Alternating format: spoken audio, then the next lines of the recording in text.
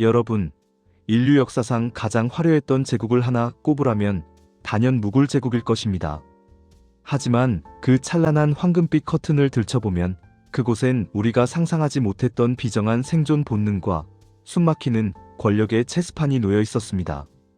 전 세계 은의 절반이 모여들고 황제의 의자 하나가 성 하나보다 비쌌던 시대? 그러나 그 의자에 앉기 위해서는 형제의 목을 베고 아버지의 눈물을 외면해야만 했던 시대? 오늘 우리는 300년 무굴 제국의 거대한 서사시 속으로 첫 발을 내디딥니다. 이야기의 시작은 1526년 중앙아시아의 매서운 칼바람을 뒤로하고 인도 북부 파니파트 벌판의 선 한 사내로부터 시작됩니다. 그의 이름은 바부르. 그는 정보광 징기즈칸과 파괴신 타메를란의 혈통을 동시에 이어받은 말 그대로 전쟁의 유전자를 타고난 인물이었습니다. 하지만 현실은 냉혹했습니다. 조상들의 영광을 되찾으려 했던 시도는 번번이 실패했고 그는 고향에서 쫓겨나 산속을 헤매는 떠돌이 신세였습니다. 굶주린 병사들과 함께 인도의 국경을 넘을 때 바부르의 눈에 비친 것은 지옥이 아니라 기회의 땅이었습니다. 당시 인도를 지배하던 델리 술탄국의 이브라힘 로디는 코끼리 1000마리와 10만 대군을 이끌고 바부르를 맞이했습니다. 숫자로만 보면 바부르의 1만 군대는 코끼리 발길질 한 번의 가루가 될 운명이었죠. 전장에 늘어선 코끼리들은 거대한 강철 갑옷을 두르고 엄니에는 독을 바른 칼날을 장착하고 있었습니다. 코끼리가 울부짖을 때마다 대지는 비명을 질렀고 바부르의 병사들은 공포에 질려 창을 떨어뜨렸습니다. 그러나 바부르에게는 비장의 카드가 있었습니다. 인도인들이 단 한 번도 본 적 없는 외계의 기술, 바로 오스만 제국에서 들여온 거대한 대포와 화승총이었습니다. 전투가 시작되자 바부르는 명령했습니다. 지옥의 불꽃을 뿜어라. 천둥 같은 굉음이 대기를 찢으며 대포알이 날아갔습니다. 화약 연기가 전장을 뒤덮자 난생 처음 들어보는 폭음과 매캐한 냄새에 미쳐버린 코끼리들이 날뛰기 시작했습니다. 코끼리들은 적이 아니라 아군을 향해 돌진했습니다. 거대한 발이 병사들의 머리를 수박처럼 밟아 터뜨렸고 엄니에 달린 칼날은 도망치는 아군 보병들의 허리를 베어넘겼습니다. 아비규환의 현장이었습니다.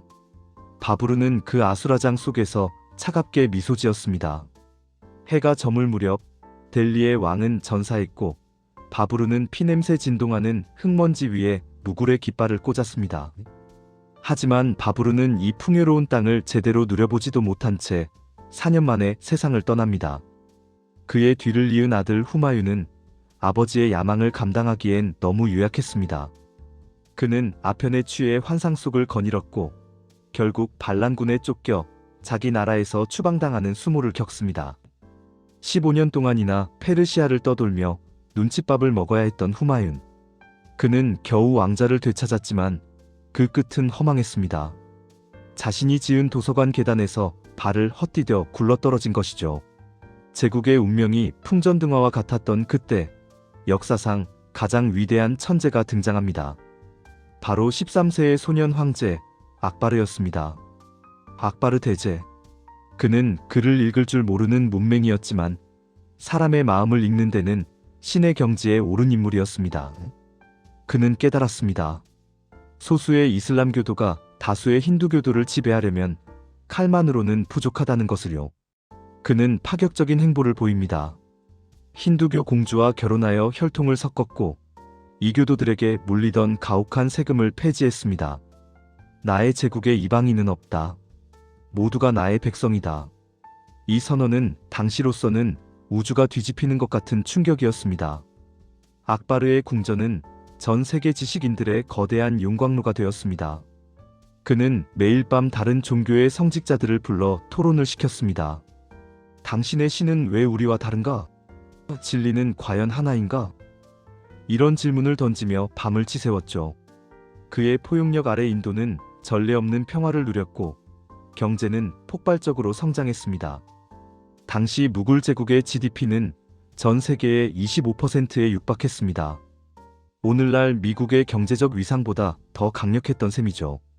하지만 여러분, 평화가 길어지면 독버섯이 자라나기 마련입니다. 악바르의 아들 자한기르는 아버지가 너무 오래 산다며 반란을 일으켰습니다. 아버지를 향해 칼을 겨누었던 아들. 하지만 악바르는 아들을 용서했습니다. 그러나 그 용서가 비극의 씨앗이 될 줄은 몰랐을 겁니다. 자한기르의 시대는 향락과 예술의 시대였습니다. 그는 화려한 보석과 그림에 탐닉했고 국정은 그의 영민한 아내 누르자한에게 맡겼습니다. 누르자한은 인도 역사상 가장 강력한 여인이었습니다. 그녀의 이름으로 동전이 발행되었고 황제는 그녀의 손바닥 위에서 춤을 추었습니다. 그리고 마침내 무굴 제국 예술의 정점이자 비극의 서막인 샤자한의 시대가 도래합니다. 그는 무굴의 황제들 중 가장 화려한 것을 좋아했던 인물이었습니다. 그가 앉았던 무사석 왕자는 순금과 수만 개의 다이아몬드, 에메랄드로 뒤덮여 있었고 그 가치는 오늘날 돈으로 환산하면 수조 원에 달했습니다. 샤자한은 세상을 아름답게 꾸미는 데 집착했습니다. 하지만 그 집착의 끝에는 한 여인을 향한 광기 어린 사랑이 있었습니다. 그의 아내 뭄타즈 마할. 그녀는 황제의 유일한 안식처이자 가장 믿음직한 조언자였습니다. 전쟁터에도 만삭의 몸을 이끌고 황제를 따라갔던 그녀는 14번째 아이를 낳다 황제의 품에서 숨을 거둡니다. 샤자한의 통곡은 궁전을 뒤흔들었습니다. 그는 하룻밤 사이에 머리카락이 하얗게 새어버릴 정도로 절망했습니다. 그리고 맹세했습니다. 그녀가 머물 천국을 이 지상에 직접 건설하겠다. 이것이 바로 타지마할의 시작이었습니다. 22년 동안 2만 명의 노동자가 투입되었고 전 세계의 모든 보석이 아그라로 모여들었습니다. 하얀 대리석을 운반하기 위해 1000마리의 코끼리가 동원되었고 건축가는 이탈리아와 페르시아에서 초빙되었습니다. 타지마할이 완공되었을 때 세상 사람들은 입을 다물지 못했습니다. 태양빛의 각도에 따라 아침에는 분홍빛, 낮에는 눈부신 흰색, 달밤에는 푸른빛으로 변하는 이 신비로운 무덤은 인류가 만든 가장 아름다운 상처였습니다. 하지만 여러분, 이 아름다움을 위해 지불한 대가는 너무나 가혹했습니다. 국가의 창고는 바닥을 드러냈고 백성들은 굶주림에 허덕였습니다. 황제가 죽은 아내를 위한 대리석 조각에 매달려 있는 동안 그의 네 아들은 살아있는 권력을 차지하기 위해 서로의 심장에 칼을 겨누고 있었습니다. 형제간의 피비린내 나는 전쟁, 그리고 아버지를 감옥에 가두는 페륜의 역사가 바로 타지마할의 그림자 속에서 자라나고 있었던 것입니다. 타지마할의 눈부신 대리석이 달빛을 받아 푸르게 빛나고 있을 때 그 화려한 그림자 아래서는 제국을 송두리째 집어삼킬 거대한 괴물이 자라나고 있었습니다. 샤자한 황제가 죽은 아내를 향한 그리움에 빠져 국고를 탕진하는 동안 그의 네 아들은 이미 서로를 형제가 아닌 반드시 죽여야 할 정적으로 규정했습니다. 무굴 제국의 왕자는 단 하나였고 그 위에 앉기 위해서는 나머지 형제들의 피로 손을 씻어야만 했습니다. 그 중에서도 셋째 아들 아우랑제부는 형제들 중 가장 조용하면서도 가장 치밀한 독사이자 신념에 미친 광신도였습니다. 아우랑제부는 형 다라 시코를 질투했습니다. 다라 시코는 아버지의 총애를 한몸에 받는 후계자였고 증조할아버지 악바르를 닮아 예술과 철학을 사랑하는 부드러운 인물이었습니다.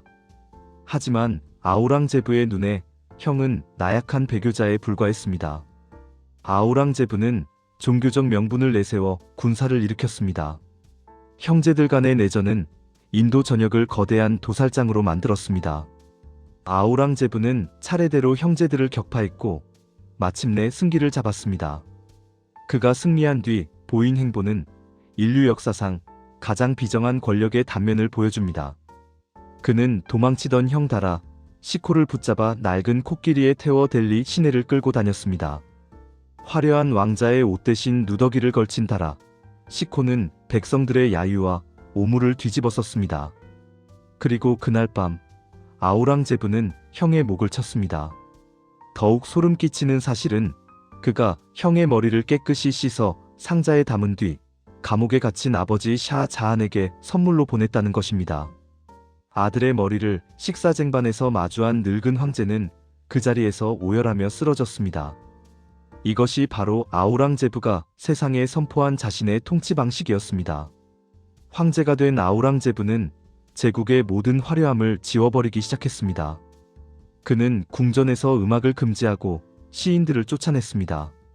황금과 보석으로 치장하는 대신 거친 옷을 입고 코란을 필사하며 스스로를 이슬람의 수호자라 칭했습니다. 그는 인도 전역에 흩어진 힌두교 사원들을 파괴하라는 명령을 내렸습니다. 수천 년 동안 이어져 온 정교한 조각상들이 망치에 부서져 가루가 되었고 그 자리에는 차가운 이슬람 사원들이 들어섰습니다.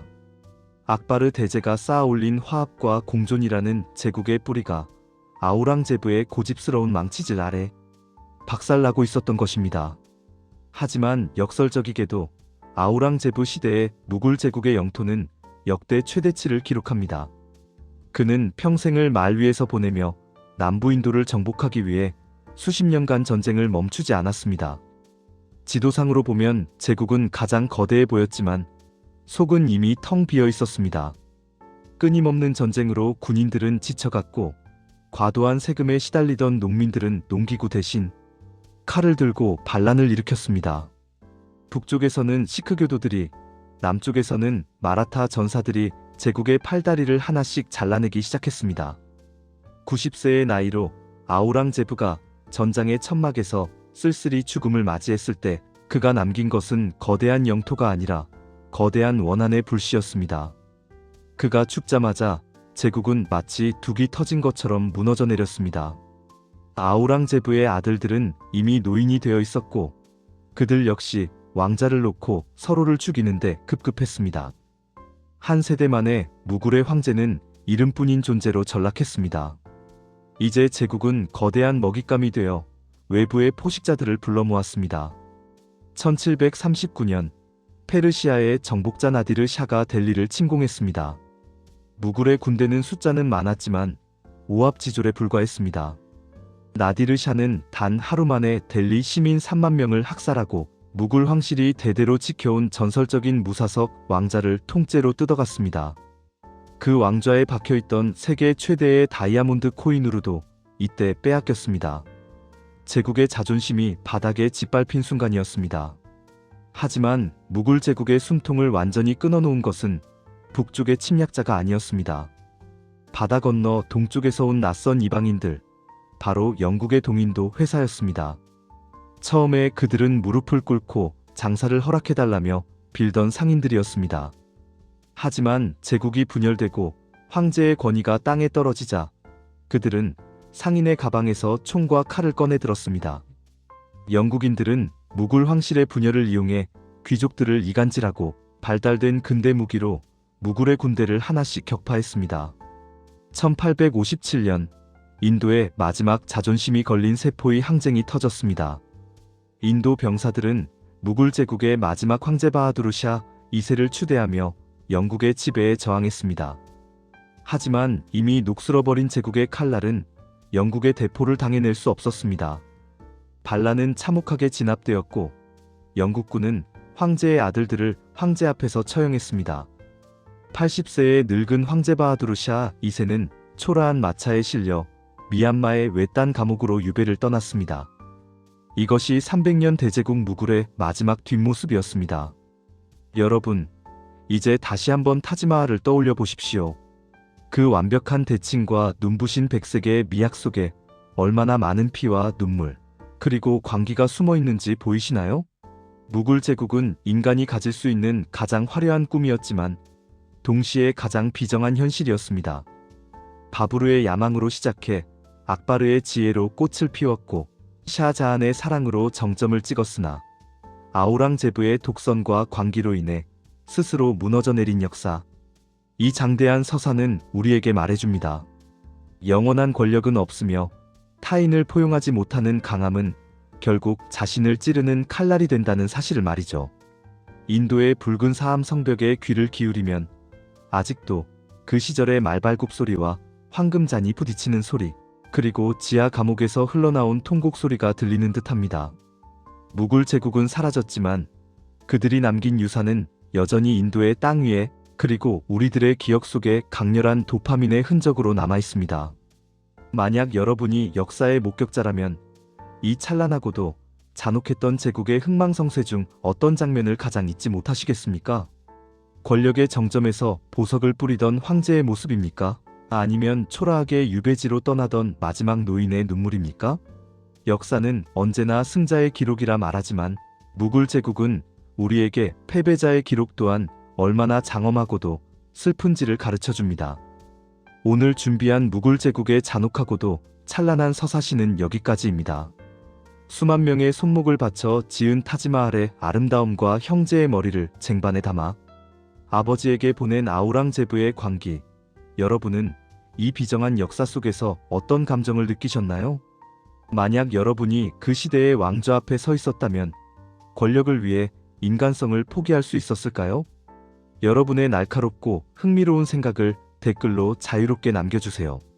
여러분의 의견 하나하나가 다음 영상을 만드는 가장 큰 에너지가 됩니다. 이 영상이 여러분의 도파민을 자극하고 지적 호기심을 채워드렸다면 잊지 말고 좋아요와 구독 버튼을 꼭 눌러주세요. 지금까지 무굴 제국의 피로 쓴 역사 속을 함께 여행해 주셔서 감사합니다. 저는 곧 더 파격적이고 놀라운 이야기로 돌아오겠습니다.